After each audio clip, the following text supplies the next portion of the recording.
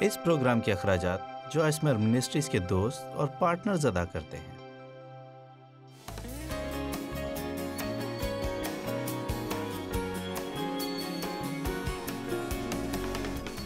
لیکن ہمیں اپنی زندگی میں سے دوغلے پن کو ختم کرنا ہوگا، اور یعقوب اسے اس طرح بیان کرتا ہے کہ ایک ہی منہ سے ہم خدا کو مبارک کہتے ہیں اور اسی سے لوگوں پر لعنت کرتے ہیں۔ خیر، میں چاہتی ہوں کہ جب میں آپ سے بولوں تو میرے الفاظ میں قوت ہو، میرے الفاظ پر بھرپور مزہ ہونا چاہیے۔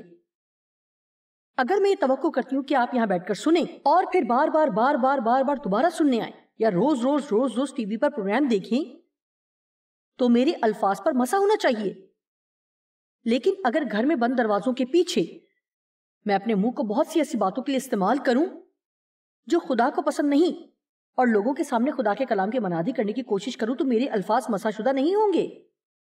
لہٰذا آج میں آپ کی منت کرتی ہوں کہ اس بات کو سنجیدگی سے لیں، کیونکہ خدا کو آپ کی ضرورت ہے، وہ آپ کو استعمال کرنا چاہتا ہے، وہ آپ کی زندگی پر مسح کو اور پاک روح کی قوت کو بڑھانا چاہتا ہے، لیکن آپ کو اس کے ساتھ تعاون کرنے کی ضرورت ہے۔ الفاظ میں حیرت انگیز تخلیقی قوت پائی جاتی ہے۔ آئیں یسایہ 55 دیکھتے ہیں، یسایہ 55 کی 10 اور 11۔ کیونکہ جس طرح آسمان سے بارش ہوتی ہے اور برف پڑتی ہے اور پھر وہ وہاں واپس نہیں جاتی بلکہ زمین کو سیراب کرتی ہے اور اس کی شادابی اور رویدگی کا باعث ہوتی ہے تاکہ بونے والے کو بیج اور کھانے والے کو روٹی دے، ذرا بارش اور برف کے بارے میں سوچیں، وہ آسمان سے زمین پر آتی ہے اور اسی کی وجہ سے بیج پھوٹتا اور اچھا پھل پیدا کرتا ہے۔ وہ کہتا ہے کہ اسی طرح میرا کلام جو میرے منہ سے نکلتا ہے ہوگا، وہ بے انجام میرے پاس واپس نہ آئے گا، یعنی کوئی اثر کیے بغیر یہ بیکار نہ ہوگا، بلکہ جو کچھ میری خواہش ہوگی اور میرا منصوبہ ہوگا وہ اسے پورا کرے گا اور اس کام میں جس کے لیے میں نے اسے بھیجا مؤثر ہوگا۔ اس سے مجھے پتا چلتا ہے کہ جب میں اپنے منہ سے خدا کا کلام بولتی ہوں، اپنا کلام نہیں بلکہ خدا کا کلام اپنے منہ سے بولتی ہوں، تو یہ بیج کو پانی دیتا ہے جو میں نے اپنی زندگی کو مختلف سرگرمیوں میں بو رکھے ہیں، اور یہ اسے نشوونما دیتا ہے۔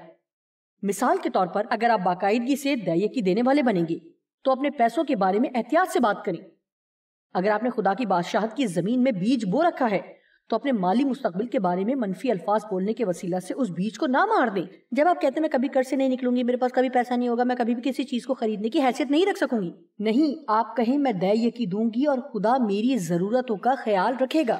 میں دم نہیں سر ہوں، پس نہیں سر بلند ہوں، میں بہت سی قوموں کو قرض دوں گی لیکن خود مجھے کبھی بھی قرض لینا نہیں پڑے گا۔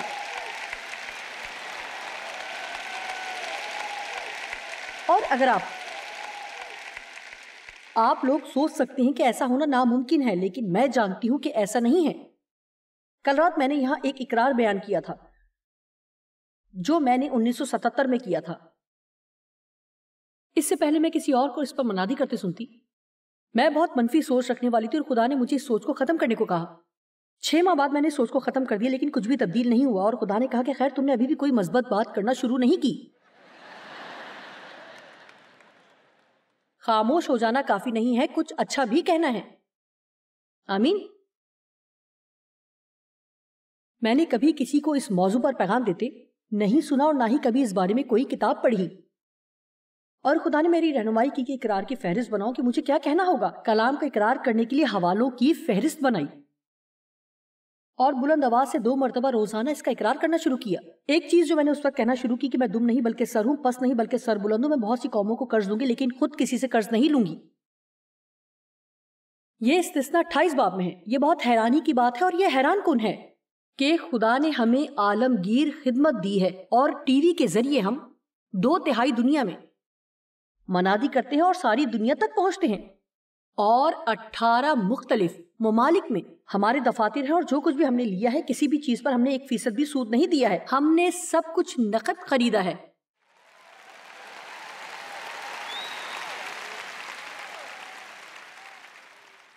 اب مجھے اس بارے میں بتائیں،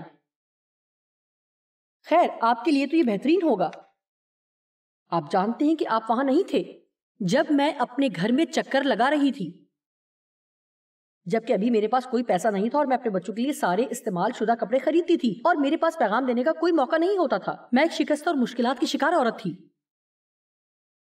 جس کے ساتھ زیادتی ہوئی، اور میں خدا پر ایمان رکھتی تھی کہ اس پر بھروسہ رکھتی تھی کہ وہ میری زندگی میں شفا لائے گا، اور مجھے یوں محسوس ہوتا تھا کہ میری زندگی میں تعلیم دینے کی بلاہٹ ہے، اور میں 25 لوگوں کی بائبل اسٹڈی کی ایک چھوٹی سی کلاس لے رہی تھی۔ خیر آپ وہاں نہیں تھے جب میں اپنے گھر میں یہ کہتی پھرتی تھی ادھر ادھر کہ میں دم نہیں سر ہوں اور پس نہیں بلکہ سر بلند ہوں، میں قوموں کو قرض دوں گی لیکن خود قرض نہیں لوں گی۔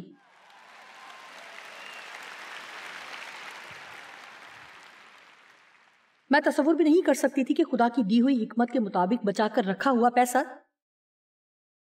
خدا کے کام میں استعمال کرنے کے قابل ہو سکوں گی یا ایسا کروں گی۔ میں یہ نہیں کہہ رہی کہ اگر آپ ایسا نہیں کرتے تو یہ غلط ہے، میں صرف آپ کو یہ بتا رہی ہوں کہ میرا یہ ایمان ہے کہ یہ ان تمام برسوں کے اس حوالے کا اقرار کرنے کا پھل ہے۔ ایک اور چیز جو میرے اقرار کی فہرست میں موجود تھی اور یہ کہ اس وقت میرے بچے جب بہت چھوٹے تھے، میرا مطلب ہے جب میں نے ان چیزوں کا اقرار کرنا شروع کیا تو ان میں سے کچھ بھی موجود نہیں تھا۔ میں خود کو بے وقوف محسوس کرتی تھی۔ سب مجھے پیار کرتے ہیں اور میں سب سے پیار کرتی ہوں، لوگ مجھے برداشت نہیں کر سکتے اور نہ ہی میں انہیں پسند کرتی ہوں۔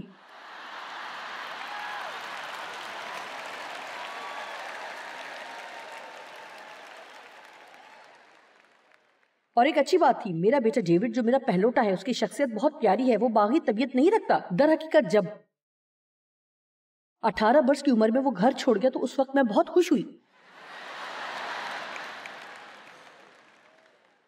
خیر اب وہی ہے جو اس وقت افریقہ میں اور ہمارے آئندہ کے دور دراز علاقوں میں جانے والے پروگرام کا انتظام کر رہا ہے، اور وہ ورلڈ میشنز پروگرام چلا رہا ہے۔ اپنے بچوں کے بارے میں آپ جو کچھ کہتے ہیں اس میں آپ کو محتاط ہونے کی ضرورت ہے۔ اوہ تم کبھی بھی کچھ نہیں کر سکو گے، تم کچھ بھی ٹھیک سے نہیں کر سکتے، بند کرو، ایسا کرنا بند کرو۔ کبھی بھی اپنے کسی بھی بچے کی طرف دیکھ کر یہ نہ کہیں کہ تم ایک برے لڑکے ہو، یہ لڑکا تو بہت ہی برا ہے۔ نہیں، آپ یہ کہیں کہ تم نے جو کیا وہ برا ہے لیکن تم اچھے ہو اور اچھائی سے بھرے ہوئے ہو، اور اپنے بچوں کو بتائیں کہ وہ مسیح میں جو ان کو طاقت بخشتا ہے سب کچھ کر سکتے ہیں۔ ان کو سکھائیں کہ انہیں کسی کے ساتھ بھی اپنا موازنہ نہیں کرنا ہے، اور یہ کہ وہ خاص اور خدا کی طرف سے انہیں صلاحیتیں ملی ہیں۔ آپ اپنے بچوں کو ان چیزوں کی تعلیم دیں جو آپ کے والدین نے آپ کو نہیں دی۔ میری بیٹی لورا جو کل رات یہاں تھی، وہ الہی حکمت اور نظم و ضبط سے کام کرتی ہے اور وہ قوت سے بھرپور ہے، جبکہ وہ سب سے سست ترین تھی۔ میرا مطلب ہے اس کی بے ترتیبی کی وجہ سے جو وہ ارد گرد بکھیرے رکھتی تھی، میں اس سے بہت جھگڑتی تھی، اور اب وہ چیزوں کو سنبھالنے میں میری مدد کرتی ہے۔ اپنے بچوں کے بارے میں آپ کو کچھ درست باتیں کہنا شروع کرنا ہوں گی، اس وقت بھی جب وہ ابھی وقوع پذیر نہیں ہو رہی ہیں، اور آپ ان چیزوں کو جو نہیں ہیں اس طرح بلاتے ہیں جیسے کہ وہ ہیں۔ ہم ایسے خدا کی خدمت کرتے ہیں جو نیت سے است میں لے آتا ہے۔ ہر چیز کو اس طرح کہنا بند کریں جیسے وہ ہمیشہ ایسی ہی رہیں گی، بلکہ شاید پہلے سے خراب ہوں گی۔ یہ تو کبھی بھی تبدیل نہیں ہوں گے، تم کبھی بھی نہیں بدلو گے، میرے پاس کبھی بھی پیسہ نہیں آئے گا۔ مجھے امید ہے کہ آپ وہ دیکھ سکتے ہیں جو اپنی روح میں آپ کے لیے دیکھ رہی ہوں۔ لیکن ایک چیز ہے کہ آپ کو مستقل مزاجی کی ضرورت ہے۔ میں اور ڈیو ابھی بھی بار بار اس بارے میں بات کرتے ہیں۔ ڈیو کے پاس ایک کتاب ہے جس میں ان تمام اقرار کی فہرست ہے جو وہ ہر دن اپنے لیے، ہمارے خاندان کے لیے، ہماری خدمت اور رفقا کے لیے کرتے ہیں۔ ہم آپ کے لیے اچھی چیزوں کا اقرار کرتے ہیں جب ہم آپ کو تعلیم دے رہے ہیں کہ آپ اپنے لیے ایسا کریں، تو ہم خود بھی ایسا کرتے ہیں، اور یہ میرے لیے بہت خاص ہے۔ لہٰذا میں دل سے چاہتی تھی کہ کوئی آئے اور مجھے کہے کہ کہیں جا کر تعلیم دو۔ جب میں 25 لوگوں کی بائبل اسٹڈی لیتی تھی اس وقت، اور میرے اقرار میں سے ایک یہ بھی تھا کہ فون یا خط کے ذریعے مجھے ہر روز کسی ایک شخص کے ساتھ بات کرنے کا موقع ملے، اور اب حقیقت یہ ہے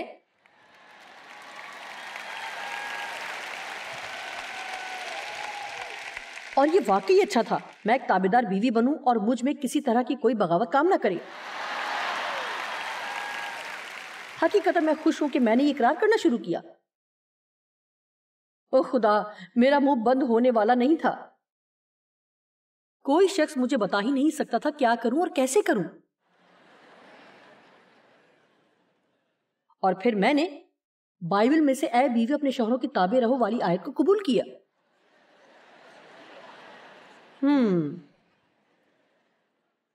اور آخر کار اس کو مان گئی، لیکن تھوڑا وقت لگا۔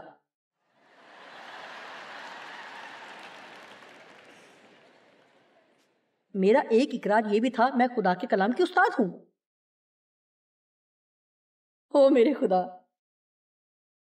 اس سے مجھے بہت کچھ یاد آ گیا جب میں نے یہ کام شروع کیا تھا۔ کاش آپ جان سکتے کہ میں کس حالت میں تھی، کاش آپ اس بات کو سمجھ سکیں کہ خدا کے کلام نے میری زندگی میں کیا کیا کیا ہے۔ یہی وجہ ہے کہ میں اس قدر جوش و خروش سے خدا کے کلام کی منادی کرتی ہوں، کیونکہ میں جانتی ہوں کہ اگر آپ اس پر عمل کرتے ہیں تو اس سے محبت کرتے ہیں، اسے بولتے ہیں، اس کا اقرار کرتے ہیں اور اس پر دھیان دیتے ہیں اور اپنی زندگی میں اسے مرکزی حیثیت دیتے ہیں، تو خدا کے کلام میں طاقت پوشیدہ ہے کہ آپ کی زندگی تبدیل کرے۔ ایک بات جو میں کہتی ہوں وہ یہ کہ میرے سارے بچے اب شادی شدہ ہیں، وہ سب شادی شدہ مسیحی ہیں۔ خیر اس وقت کوئی بھی شادی شدہ نہیں تھا اور اب سب کی شادی مسیحیوں کے ساتھ ہوئی ہے، لہٰذا خداوند کی تعریف کریں۔ کلام کام کرتا ہے، جو کلام میرے منہ سے نکلتا ہے وہ بے انجام واپس نہ آئے گا، بلکہ جو کچھ میری خواہش ہوگی وہ اسے پورا کرے گا۔ جب میں باہر جا کر پیغامات کی سیریز کی منادی کرتی ہوں تو خود کو یہ سب یاد دلاتی ہوں۔ میرا ایمان ہے کہ وہ کلام جو میں بول رہی ہوں وہ آپ کی زندگی میں کچھ کام کرے گا۔ میں کلام کو آپ کے دل کی زمین میں بو رہی ہوں اور یہ بے انجام واپس نہیں لوٹے گا۔ آپ بڑھیں گے اور تبدیل ہوں گے اور آپ کی زندگیاں پہلے سے بہتر ہوں گی اور آپ کے وسیلے سے خدا کے نام کو جلال ملے گا۔ اپنے مستقبل کی پیشن گوئی کرنا شروع کریں۔ بہت بہت بہت بہت سے حیرت انگیز حوالہ جات موجود ہیں۔ یسایہ 46:10 کہتی ہے وہ ابتدا سے ہی انجام کی خبر دیتا ہے۔ یسایہ 42:9 دیکھ پرانی باتیں پوری ہو گئیں اور میں نئی باتیں بتاتا ہوں، اس سے پیشتر کے واقعوں میں تم سے بیان کرتا ہوں۔ جو کچھ بھی آپ ہوتا دیکھنا چاہتے ہیں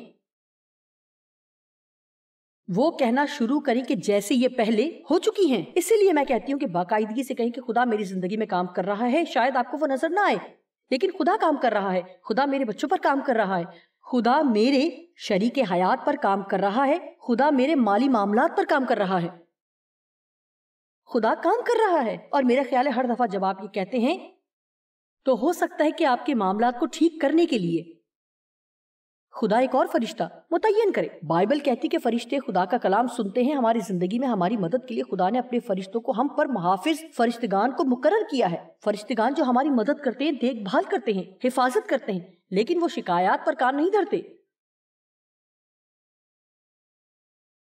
سنیں، آپ میں سے کچھ لوگوں کے فرشتے بہت بور ہوتے ہوں گے، وہ نہیں جانتے کہ کیا کریں، انہیں کچھ کام دیں۔ کہیں ٹھیک ہے فرشتوں اب کھڑے ہونے کا وقت ہے، ہمیں کام کرنا ہے۔ میں سر ہوں دم نہیں، سر بلند ہوں پس نہیں۔ میں قوموں کو قرض دوں گی لیکن خود قرض نہیں لوں گی۔ میں جہاں بھی جاؤں باعث برکت ہوں۔ خدا اپنے جلال کی دولت کے موافق میری تمام ضروریات کو پورا کرتا ہے۔ مسیح کے وسیلے سے میں روح کے پھلوں، محبت، خوشی، اطمینان، نیکی، تسلی، مہربانی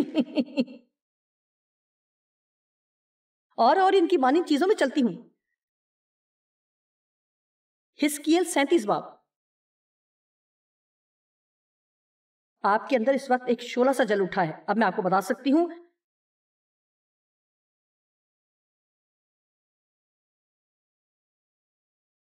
کہ آپ نے گھر جا کر پہلا کام کیا کرنا ہے۔ ہوم ورک کرنے کا وقت ہے، آپ کو کاغذ کا ایک ٹکڑا لینا ہے۔ آپ کہیں گے میرے خیال میں آپ کی کتاب خرید لوں گی اور جوائس آپ کی یہ فہرست کو استعمال کر لوں گی۔ نہیں، ہم نے سستی کو پہلے ہی خیر بات کہہ دیا ہے۔ جی آپ کتاب خریدیں، میں اور میرا بڑا منہ اسے خریدیں۔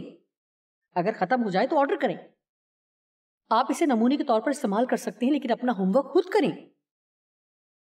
وہ چیزیں لکھیں جن کی آپ کو ضرورت ہے اور وہ چیزیں جو آپ اپنی زندگی میں اور اپنے خاندان میں تبدیل ہوتے ہوئے دیکھنا چاہتے ہیں۔ اس کے لیے حوالے لکھیں اور خدا کے اس کلام کا اقرار کریں۔ خداوند کا ہاتھ مجھ پر تھا، 37ویں باب کی پہلی آیت۔ خداوند کا ہاتھ مجھ پر تھا اور اس نے مجھے اپنی روح میں اٹھا لیا اور اس وادی میں جو ہڈیوں سے پر تھی مجھے اتار دیا اور مجھے ان کے آس پاس چوگرد پھرایا، اور دیکھ وہ انسانی ہڈیاں وادی کے میدان میں بکثرت اور نہایت سوکھی تھی۔ سوکھی ہڈیاں، اے خدا میں بھی خود کو ہڈیوں کا ڈھانچہ محسوس کرتی ہوں۔ اور اس نے مجھ سے فرمایا اے آدم زاد کیا یہ ہڈیاں زندہ ہو سکتی ہیں؟ اے خداوند خدا تو ہی جانتا ہے۔ پھر اس نے مجھے فرمایا ان ہڈیوں پر نبوت کرو، ان سے کہہ کہ اے سوکھی ہڈیوں خداوند کا کلام سنو۔ مجھے یہ بہت پسند ہے۔ خداوند خدا ان ہڈیوں سے یوں فرماتا ہے کہ میں تمہارے اندر روح ڈالوں گا اور تم زندہ ہو جاؤ گی، اور تم پر نسیں پھیلاؤں گا اور گوشت چڑھاؤں گا اور تم کو چمڑا پہناؤں گا اور تم میں دم پھونکوں گا اور تم زندہ ہوگی اور تم جانو گی، سمجھو گی، احساس کرو گی کہ میں خداوند خدا ہوں، قادر مطلق، حاکم کل ہوں، جو وفاداری اور تابعداری کی پرستش کے لیے بلاتا ہے۔ آئیے 7ویں آیت دیکھتے ہیں۔ پس میں نے حکم کے مطابق نبوت کی، اور جب میں نبوت کر رہا تھا تو گرج سا ایک شور ہوا اور زلزلہ آیا اور ہڈیاں آپس میں مل گئی، ہر ایک ہڈی اپنی ہڈی سے۔ اور پھر آگے بڑھیں تو 10ویں آیت میں لکھا ہے، اور ان میں دم آیا اور وہ زندہ ہو کر اپنے پاؤں پر کھڑی ہو گئیں، ایک نہایت بڑا لشکر خدا کے روح سے معمور۔ مجھے اس کی پرواہ نہیں کہ آپ کی زندگی میں کتنی سوکھی ہڈیاں ہیں۔ شاید آپ کی زندگی میں ہر چیز مردہ اور سوکھی ہڈیوں کی طرح نظر آتی ہے، لیکن اگر آپ ان ہڈیوں پر خدا کے کلام کی نبوت کرنا شروع کریں گے تو آپ کے منہ میں قدرت ہے۔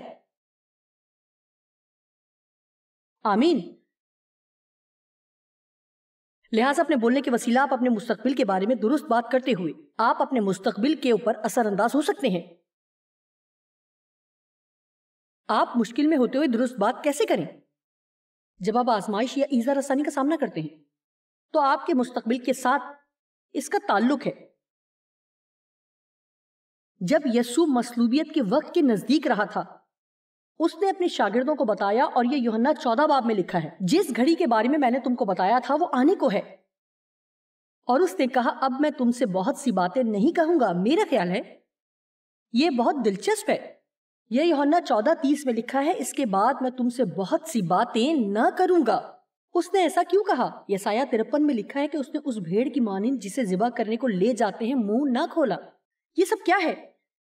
میں اس وقت تک اسے نہیں سمجھ پائی جب تک میں نے یہ نہیں سمجھا کہ یسوع بھی جب شدید درد کے وقت میں سے گزر رہا تھا تو اس نے بھی یہی فیصلہ کیا کہ وہ کچھ نہیں کہے گا۔ آپ جانتے ہیں کیوں؟ کیونکہ کئی دفعہ تکلیف میں ہوتے ہوئے ہمارے منہ سے اکثر غلط باتیں ہی نکلتی ہیں۔ لہٰذا وہ نہ کریں جو عموماً آپ کرتے ہیں۔ جیسے کوئی مشکل پڑے تو ہم فوراً فون کی طرف جاتے ہیں۔ اب آپ اس بات کا یقین نہیں کریں گے، یہ سب کچھ بار بار ہوتا ہے۔ میں آپ کو بتاتی ہوں کہ ہر بار جب مجھے پیسہ ملتا ہے ابلیس لے لیتا ہے۔ میں اس چیز سے تنگ آ گئی ہوں، میری جان کو آ گیا، اور مجھے اس سے شدید نفرت ہے۔ میبل، آپ کے خیال میں مجھے کیا کرنا چاہیے؟ آپ ان سے اپنے بارے میں کیوں پوچھتے ہیں جنہیں خود نہیں معلوم کہ انہیں کیا کرنا چاہیے؟ جائیں، خدا کا ہاتھ پکڑیں۔ اب میں اپنا منہ بند رکھوں گی اور اس وقت تک کچھ نہ کہوں گی جب تک میں کچھ اچھا نہیں کہہ سکوں۔ بس کچھ وقت خاموشی کے لیے نکالیں۔ آمین۔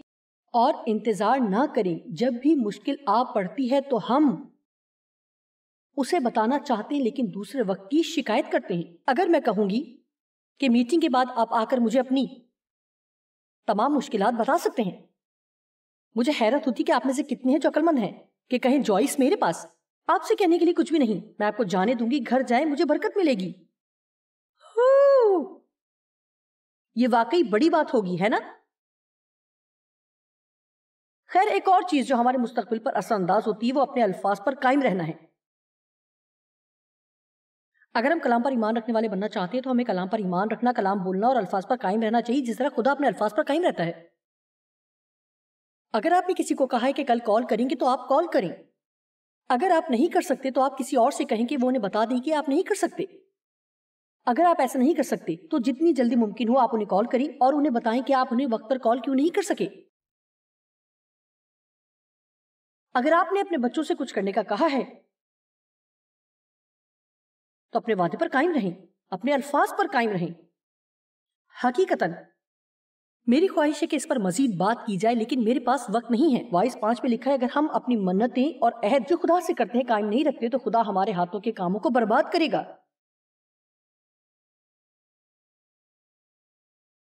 یہ بہت اہم ہے اور آج ایسے لوگوں کو تلاش کرنا اتنا مشکل ہے کہ جو کچھ وہ آپ سے کرنے کو کہتے ہیں وہ خود بھی کرتے ہیں۔ آپ میں سے کتنے سمجھتے ہیں کہ یہ ایک بہت عام مسئلہ بنتا جا رہا ہے؟ خیر، یہ ہمارا مسئلہ نہیں ہو سکتا۔ ہمارے الفاظ ہمارے تعلقات کے مستقبل پر بھی اثر انداز ہوتے ہیں۔ آج کل بہت سے لوگ صرف غلط الفاظ بولنے یا درست الفاظ نہ بولنے کی وجہ سے طلاق یافتہ ہیں۔ اگر آپ کی شادی شدہ زندگی مشکلات کا شکار ہے تو اب میں آپ کو کچھ بتانا چاہتی ہوں۔ میرا ایمان ہے اگر گھر جا کر آپ ایمان کے وسیلے درست باتیں کہنا شروع کریں گے تو آپ چیزوں کو تبدیل ہوتے ہوئے دیکھیں گے۔ جی آپ اس سے بھی زیادہ بلند آواز میں تالیاں بجا سکتے ہیں، میں یہاں زیادہ دیر کھڑی رہنا نہیں چاہوں گی۔ لیکن خدا کی تعریف و خیر، اس نے مجھے کبھی کوئی اچھے الفاظ نہیں کہے اور میں بھی اسے اچھا نہیں کہوں گی۔ کم آن، بے وقوف نہ بنے۔ آپ کو روحانی طور پر پختگی دکھانا ہوگی۔ اندازہ کریں کہ کون زیادہ روحانی ہے، وہ جس کے پاس کلام ہے یا وہ جو درست کام میں پہل کرتا ہے۔ آمین۔ اپنے غرور کو نیچا دکھائیں اور کہنے کے لیے کچھ مثبت باتوں کی تلاش کریں، اور جب کوئی گھر پر نہ ہو تو آپ اپنے گھر میں ادھر ادھر پھریں اور کہیں یسوع کے نام میں اس گھر کو برکت دیتی ہوں۔ لڑائی جھگڑے کی بدروح کو باہر نکالیں۔ ہم اس گھر میں کسی قسم کی لڑائی، نکتہ چینی اور جھگڑا نہیں کریں گے۔ یہ گھر امن کا گھر ہے اور آپ اسے قائم رکھیں اور ابلیس کو موقع نہ دیں کہ آپ کے خاندان کو چرا لے۔ ابلیس کو موقع نہ دیں کہ آپ کی شادی کو چرائے، اسے اپنے بچوں کو نہ چھیننے دیں، اسے یہ علم نہ چرانے دیں کہ آپ مسیح میں کون ہیں، اسے اپنا مستقبل چرانے کی اجازت نہ دیں۔ جب وہ آپ کے ذہن میں اپنے ردی خیالات پھینکتا جائے تو آپ اپنا منہ کھول کر ان کو واپس باہر پھینک سکتے ہیں۔ آمین۔ با مقصد طور پر کچھ چیزیں کہیں۔ آئیں دوسرا تیموتھیوس دوسرے باب کی 23ویں آیت دیکھتے ہیں۔ لیکن بے وقوفی اور نادانی کی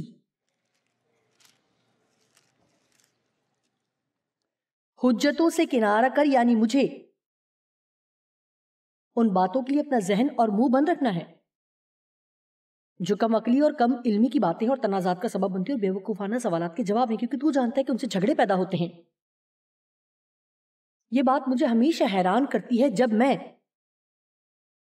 ان باتوں کے بارے میں سوچتی ہوں جن پر میں اور ڈیو بحث کیا کرتے تھے اور لڑتے تھے۔ کچھ بہت ہی بے وقوفانہ باتیں ہوا کرتی تھی۔ ٹی وی پر کون سا ایکٹر ہے؟ آپ جانتے ہیں ڈیو کا خیال ہوتا تھا ہر ایک ہینری فونڈا، اور میں اس بات پر بھڑک اٹھتی تھی یہ ہینری فونڈا نہیں ہے۔ میں جانتی ہوں آپ میں سے کچھ کو معلوم ہی نہیں کہ ہینری فونڈا کون ہے، لیکن آپ جانتے ہیں۔ یا جب میں انہیں راستہ سمجھانے کی کوشش کروں کسی آدمی کو یہ بتانا کہ کس جگہ جانا ہے، بالکل بیکار بات ہے۔ میرا مطلب یہ بالکل ایسے ہی تھا کہ جیسے میں کہوں آپ کہاں جا رہے ہیں، ہمیں تو ہارڈ ویئر کی دکان پر جانا تھا۔ ہاں میں ہارڈ ویئر پر ہی جا رہا ہوں۔ نہیں، ہم نہیں جا رہے، ہم اس راستے سے وہاں کیسے جا سکتے ہیں؟ جی بہنوں، کچھ سیکھیں۔ بالآخر میں نے انہیں روکا اور میں ابھی بھی شادی شدہ ہوں۔ اور آپ جانتے ہیں کہ اب میں یاد بھی نہیں کر سکتی کہ آخری بار میں ڈیو سے کب ناراض ہوئی تھی۔ اور اگر آپ جانتے ہیں کہ میں کیسی ہوا کرتی تھی تو آپ کھڑے ہو کر چلا اٹھتے کہ یہ تو معجزہ ہے۔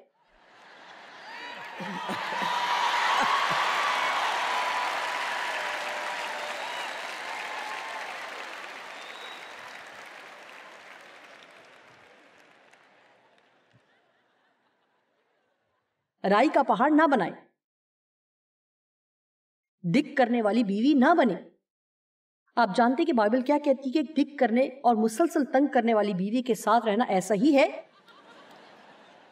جیسے ٹن کی بنی چھت کے نیچے رہنا جو مسلسل ٹپکتی ہے۔ او بھائیو، جانے دیں، آپ بھی کوئی کامل نہیں ہے۔ خیر، مجھے امید ہے اور میں دعا کرتی ہوں کہ خدا نے آپ کی زندگی اور روح کو اس بات کی سمجھ سے چھوا ہے کہ آپ کے الفاظ کس قدر اہم ہیں۔ ایسا نہیں ہو سکتا کہ آپ یہاں سے جائیں اور کبھی بھی کوئی غلطی نہ کریں، لیکن آپ جانتے ہیں کہ جب آپ ایسا کرتے ہیں خدا فرشتے کو دوبارہ بھیجے گا کہ پھر میرے ہونٹوں کو پاک کرے۔ جب آپ کسی شخص کو برا کہیں تو اتنی روحانی پختگی کا مظاہرہ کریں کہ اس سے معافی مانگیں۔ آپ کہیں آپ جانتے ہیں میں بالکل غلط بات کر گئی ہوں، مجھے یہ نہیں کہنا چاہیے تھا، مجھے ایسے نہیں بولنا چاہیے تھا، مجھے معاف کر دیں۔ دوسرے لوگوں کے لیے اچھا نمونہ بنے۔ آئیے دنیا میں نکلے اور خدا کے لیے تاریکی میں چمکنے والی روشنیاں بن جائیں۔ آئیں ہم سب کھڑے ہوں۔ میں چاہتی ہوں کہ آج آپ ایک وعدہ کریں، اور وہ یہ ہے کہ آپ کبھی بھی کوئی برے الفاظ یا منفی باتیں اپنے بارے میں اپنے منہ سے نہیں نکالیں گے۔ آپ جانتے ہیں کہ خدا کا آپ کے لیے ایک اچھا منصوبہ ہے، وہ آپ سے پیار کرتا ہے اور اس کے نزدیک آپ ایک شاندار شخص ہیں۔ اب وقت ہے کہ خدا کے ساتھ شراکت دار بنیں اور اپنی زندگی اور مستقبل کے لیے اس کے کلام اور اس کے وعدوں کا اقرار کریں۔